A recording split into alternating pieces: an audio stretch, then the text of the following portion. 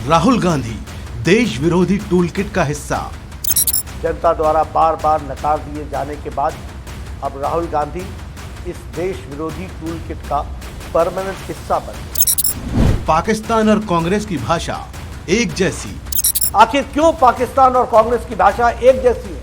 आखिर क्यों देश विरोधी कांग्रेस नेताओं की भाषा एक जैसी? बीजेपी चीफ जेपी नड्डा का राहुल पर हमला। सरकार और प्रधानमंत्री जो अदानी जी का मुद्दा है उससे डरे हुए हैं। राहुल गांधी विदेशी धरती पर देश का अपमान कर रहे हैं। एक तरफ संसद में राहुल गांधी से माफी की मांग है तो दूसरी तरफ संसद के बाहर से कांग्रेस के पूर्व अध्यक्ष पर करारा प्रहार है। ये अंदाज है भारतीय जनता पार्टी का, जो कांग्रेस को अडानी मुद्दे का जवाब राहुल गांधी को देश विरोधी बताते हुए दे रही है।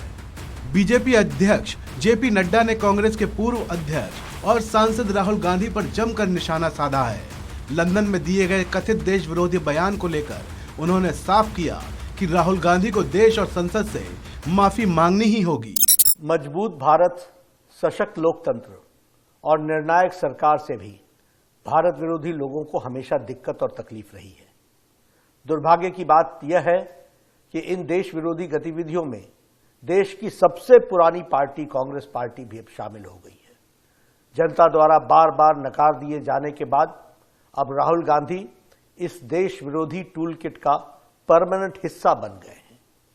एक ओर आज भारत जहां प्रधानमंत्री मोदी जी के नेतृत्व में दुनिया की 5वीं सबसे बड़ी आर्थिक महाशक्ति बन रही है, वहीं जहां G20 की बैठक आज भारत में हो रही है, वहीं दूसरी ओर राहुल गांधी विदेशी धरती पर देश का अपमान कर रहे हैं, सदन का अपमान कर रहे हैं, देश की पूर्ण बहुमत से चुनी हुई सरकार का अपमान कर रहे हैं और देश के 130 करोड़ जनता का अपमान कर रहे हैं। ये देशद्रोहियों के हाथों को मजबूत करना नहीं है तो और क्या है? राहुल गांधी जी, आपने विदेश की धरती पर कहा कि भारत में लोकतंत्र खत्म हो गया है और यूरोप और अमेरिका इसमें दखल देना चाहिए। इससे शर्मनाक बात क्या हो सकती है? किसी दूसरे देश से भारत के आंतरिक मामलों में दखल देने की मांग करना भारत की संप्रभुता पर हमला है। मैं राहुल गांधी से जानना चाहता हूं कि यूरोप और अमेरिका को भारत के आंतरिक मामलों में दखल देने के लिए उकसाने के पीछे उनकी मंशा क्या है? विदेशी षड्यंत्रकारियों से मिलीभगत करके आप भारत की आर्थिक घेरेबंदी और सामरिक घेरेबंदी करवाने का प्रयास कर रहे हैं। जेपी नड्डा का साफ कहना है कि यूरोप और अमेरिका से भारत के घरेलू मामलों में दखल देने के पीछे उनका क्या मकसद है। नड्डा ने राहुल गांधी पर देश को बदनाम करने का आरोप लगाया, साथ ही इल्जाम लगाया कि पाकिस्तान और कांग्रेस की भाषा एक जैसी ही है।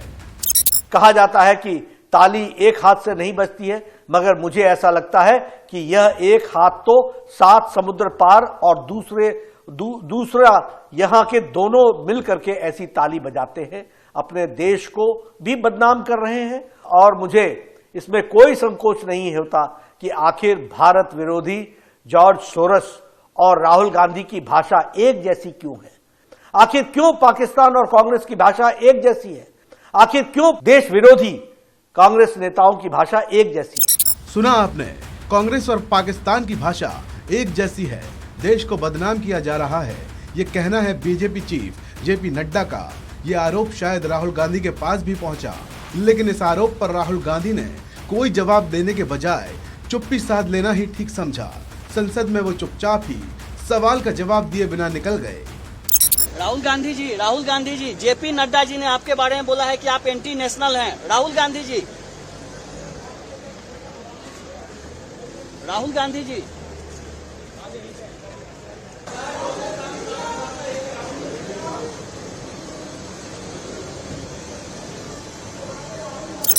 देखिए, जेपी नड्डा के आरोपों पर जब राहुल गांधी से सवाल पूछा गया तो वो चुपचाप ही निकल गए। ये आरोप तो संसद के बाहर लगाए गए हैं और इस पर जवाब देना तो राहुल गांधी का बनता है, लेकिन शायद उन्होंने चुप्पी साध लेना ही बेहतर समझा। इस खबर में भी इतना ही। आप बने रहिए वन इंडिया के साथ।